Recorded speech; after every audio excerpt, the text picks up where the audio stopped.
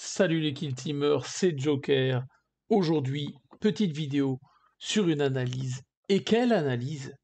Cette petite Balance Data Slate que Games Workshop nous a sorti comme ça, l'air de rien. Première vue, bonne surprise, parce que Games, ça fait un petit moment hein, qu'on les attend au tournant, c'est qu'ils peinent un peu à rapporter un peu de nouveautés, des choses comme ça, malgré les retours des joueurs, mais là, on est obligé de s'incliner devant ça. Parce que de un, je m'y attendais pas, on s'y attendait pas, enfin en tout cas moi. Et quelle bonne surprise, on va un peu analyser tout ça. Donc on va avoir les sorties de Narcbound avec les corsaires. Alors pour ceux qui me connaissent, ils savent à quel point j'ai été tout ouh quand j'ai vu des corsaires débarquer, puisque dans mes fluffs de mes Drukhari et autres teams, j'aime et j'apprécie énormément ce côté des corsaires. On va l'aborder dans d'autres vidéos pour justement décrire un peu tout ce qui va se passer au niveau de ces bonhommes-là. Mais là, on se pose sur cette balance, quoi, sur ces profils que Games nous donne sur un plateau concernant cette première grosse fac, si on peut dire ça comme ça, au niveau des datasheets de nos différentes kill teams. Alors, qu'est-ce que ça va nous apprendre pour ceux qui ne savent pas trop lire l'anglais ou autre, c'est pas grave, ça casse pas trois pattes à un canard pour comprendre tout ça. Première chose dans le point Core Rules, New Rules. Donc là, on te dit tout simplement que c'est fini les multi-activations où tu pouvais faire 3 ou 4 activations différentes. Par exemple, moi sur la Descorp, le fameux combo, tu as le bras droit qui s'active, ensuite tu désignes le spotter, puis le spotter s'active, tu désignes le sniper et ça te permettait de faire 3 activations d'affilée. Là, terminé. Plus que 2. Est-ce que en soi c'est dramatique? Je dirais non. Certes, les taux vont un peu être aigris de ça, puisqu'ils pouvaient avoir une activation qui leur permettait d'aller jusqu'à 4 activations d'affilée dans le combo. On en avait parlé avec notamment Clément, notre cher Normand qu'on apprécie. Donc voilà, c'est pas mal. Franchement, c'est pas mal du tout, parce que ça permet justement à d'autres kill teams qui n'ont pas forcément la possibilité d'avoir ces différentes interactions de pouvoir le fournir à présent grâce à cette règle. Ça stoppe un peu la course, donc vous pouvez faire une, deux activations derrière, par contre ça stoppe, c'est à votre adversaire, puis c'est de nouveau à vous, et vous pourrez de nouveau faire jusqu'à deux activations en même temps, voilà, comme les agilités 2, quoi, pour certaines kill teams. Ensuite, on en aura beaucoup pour les Pathfinder. Donc les Pathfinder, c'est les kill teams de cibleurs de la boîte Stalnat, pour ceux qui n'auraient pas suivi. Donc qu'est-ce qu'on va vous dire? On va vous dire au niveau des tactiques, tactical ploy, alors je l'ai là, tac. On a un tactical ploy qui coûtait 1 PC, c'était une cause louable. En gros, maintenant, tout simplement, cette cause louable, elle coûtera 2 PC au lieu d'en coûter que 1. Elle pourrait utiliser que une fois par bataille et seulement si vous n'avez pas l'initiative. Donc ça permet hein, d'utiliser subterfuge stratégique au début de la phase d'affrontement et de désigner un cibleur ami préparé hors agent drone à 3 pouces d'un ou plusieurs agents ennemis ou à 2 pouces du centre d'infusion d'objectif et ça permettait de l'activer une fois que l'agent avait été choisi et terminé son activation, le joueur qui avait l'initiative activait un autre de ses agents normalement. Donc toujours possible de le faire, par contre qu'une fois par bataille quand t'as pas l'initiative et pour 2 PC. Donc ça balance un peu, mais ça ça nerf un tout petit peu les Pathfinder sans non plus les rendre imbuvables, hein. Donc ensuite on va aborder ce fameux cibleur grenadier d'assaut TOW des Pathfinder. Donc on enlève simplement la dernière ligne, donc la dernière ligne de l'habilité grenadier, qui disait ces grenades ont la règle spéciale limitée et peuvent être choisies 2 fois au lieu d'une seule pour l'utilisation de cet agent. En gros, vous n'allez pas être multi-grenade. Alors, j'en ai déjà discuté avec certains crient au scandale ou autres, qu'on se le dise clairement. Hormis placement avec ouverture monstrueuse, des grenades, t'en balancer 2, voire 3 maximum dans une game, donc pareil, t'as alterné entre différentes grenades, donc voilà. ça fait pas ça va pas les tuer. Il y a quand même la possibilité d'en avoir une de chaque, donc sur ça, voilà, c'est pas non plus la mort pour eux non plus.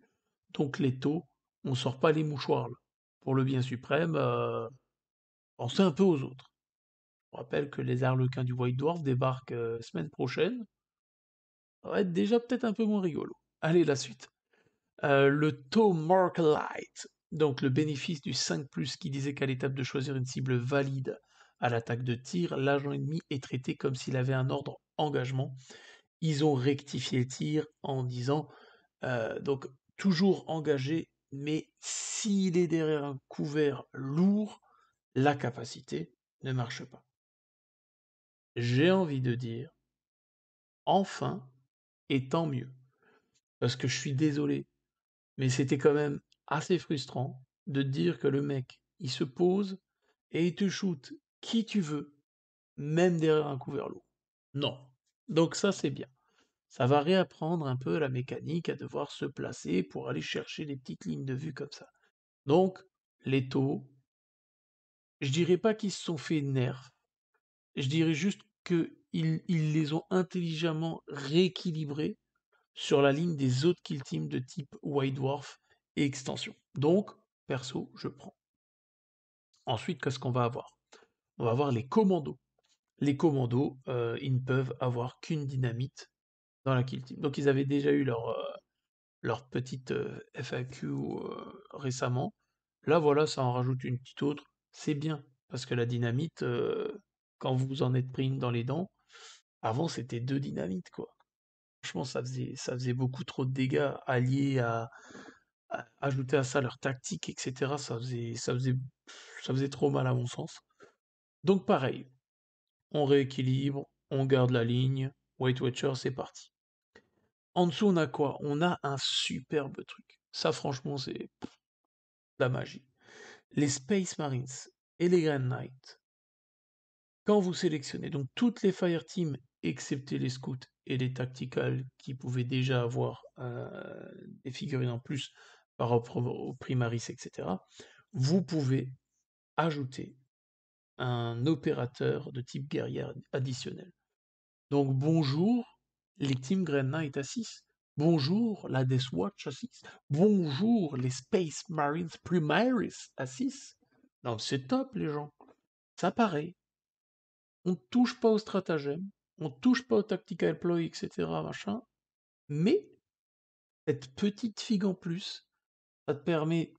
Voilà, le Space Marines reste du Space Marines pour l'instant. On attend leur White Dwarf, leur buff un peu plus. Mais par contre, non, je suis désolé, en Deathwatch, tu vois, j'étais un peu frustré au niveau de la Deathwatch.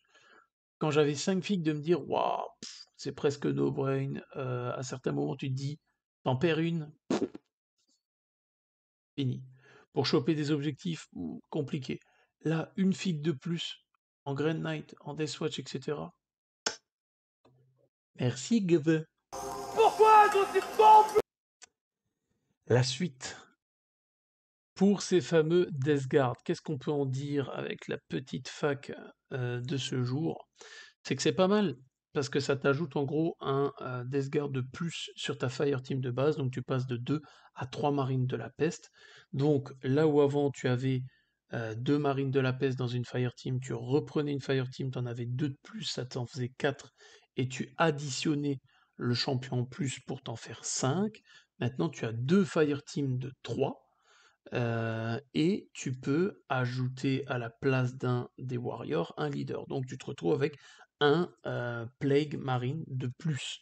Donc que dire d'autre? C'est pas mal, tu rajoutes un Death Guard en plus pour avoir affronté plusieurs fois les Death Guard.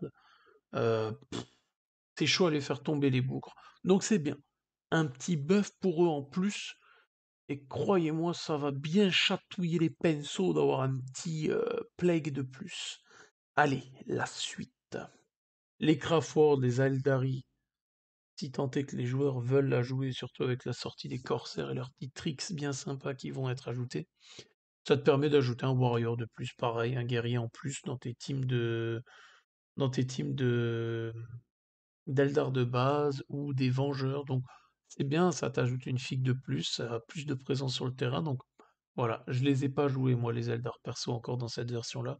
Je ne compte pas forcément les jouer non plus, c'est pas forcément une team qui m'affectionne, mais j'imagine que ça leur permet d'ajouter, de chercher un peu plus de combos quand même avec. Et enfin là, au niveau des Nécrons. Les Nécrons, c'est pour eux, c'est une résurrection, ils se disent. Parce que non seulement ils sont rouillés, Ah! et ils ont pas de WD-40 sur leur pauvre planète Nécrontyr où ils étaient des boss de technologie, Ah! mais là on s'est dit, allez hop, donnons-leur un peu de pain. Disons donc que les Flayed One gagnent +1/+1 en termes d'attaque, image, paf, magie du cinéma. Vous fumez, monsieur. Donc tu passes avec des armes qui passent de 3 à 4 à dégâts à 4 et 5 en dégâts. Bien, très bien. Maintenant, je dois quand même mettre un mais. Si je te dis que t'es tendu, t'es tendu. C'est pas tendu, je suis pas tendu. Je dis que t'es tendu, Natacha. C'est tout. Pourquoi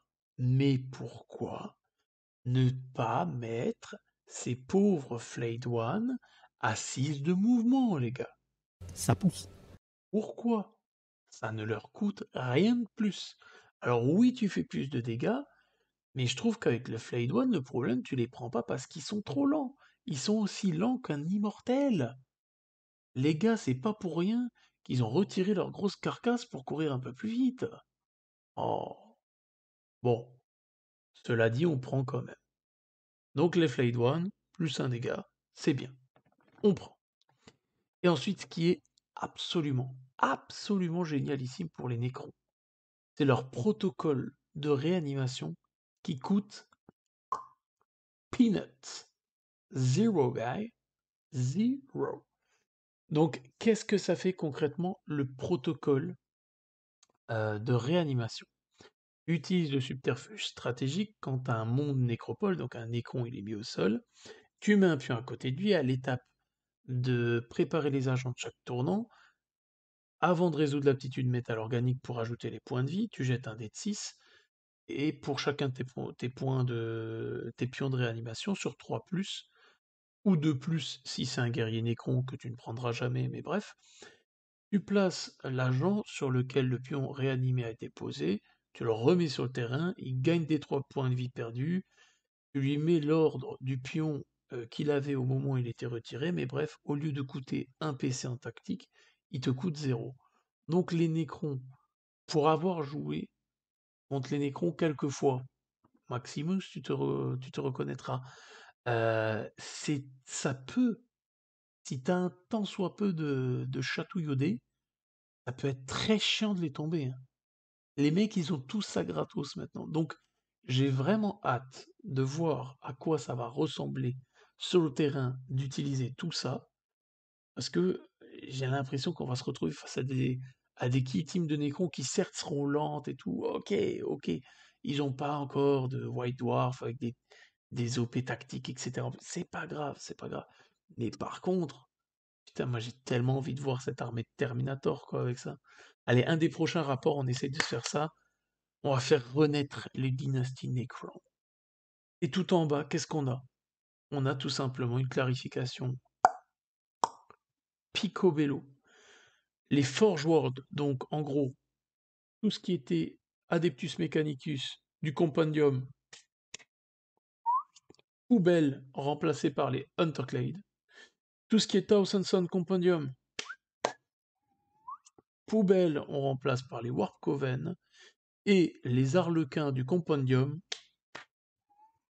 poubelle, on les remplace par les Void Dancer Troopers. Donc ceux-là, on les verra dans le White Dwarf qui va sortir, mais je ne doute pas qu'ils seront tout aussi bons que ceux du Compendium. Alors, qu'en est-il de ces fameuses teams qu'on avait dans le Compendium? On peut plus les jouer. On m'a déjà dit, ouais, c'est dommage parce que j'aimais bien jouer justement plusieurs plasmas, etc. avec les AdMech ou alors avec les Thousands. Pourquoi pas? Vous pouvez toujours les jouer de manière fun, les gars. C'est juste que oui, effectivement, par exemple, nous, pour le tournoi qui va venir, on va appliquer les facs qui seront à jour. Donc, effectivement, ce sera plus du Thousand Sun Compendium, ce sera du Warp Coven, etc., etc. En soi, moi je trouve pas ça dommage, je trouve ça même bien, parce que ça prouve quand même que derrière, au niveau des White Dwarfs, ça va sûrement prendre un peu le dessus à chaque fois. Et on va sûrement se taper un Kill Team annual en fin d'année, je pense, pour reclarifier tout ça dedans, etc., etc. Mais de toute manière, les teams de White Dwarf, elles vous donnent des OP tactiques de plus. Donc franchement, pour scorer, etc., même la team, j'ai été étonné quelque part qu'ils le mettent pas, mais bon, il y a eu la team des taux du compendium, il y a eu les Shalnat. Voilà. En soi, ils auraient aussi pu dire que la team du compendium, tu la vires et tu mets du Shalnat. Mais non, parce que dans les teams de compendium des taux, tu avais les Steels, qui ne sont pas dans le Shalnat. Donc, je pense qu'ils ont assez bien dosé à ce niveau-là. Donc, mon impression sur cette fac générale, c'est que elle me plaît beaucoup. Franchement, elle me plaît beaucoup. Elle apporte un peu de buff aux Space Marines, etc., qui en avaient bien besoin, parce qu'à 5 filles, je suis désolé, c'est un peu compliqué sur certains trucs. Les Pathfinder qui sont réalignés, pas mal. Les commandos à la dynamite, pas mal. Les Necrons, comme je l'ai dit, j'ai hâte de le voir. Les multi-activations, tant mieux. Ça va te forcer à faire des choix un peu plus percutants que de la multi-activation, etc. Donc, hâte de voir tout ça. En tout cas, n'hésitez pas à poster vos questions et vos commentaires en lien de la vidéo, comme d'habitude. Et je vous dis à plus, les Killtumeurs. À très bientôt. Ciao, ciao. Et portez-vous bien.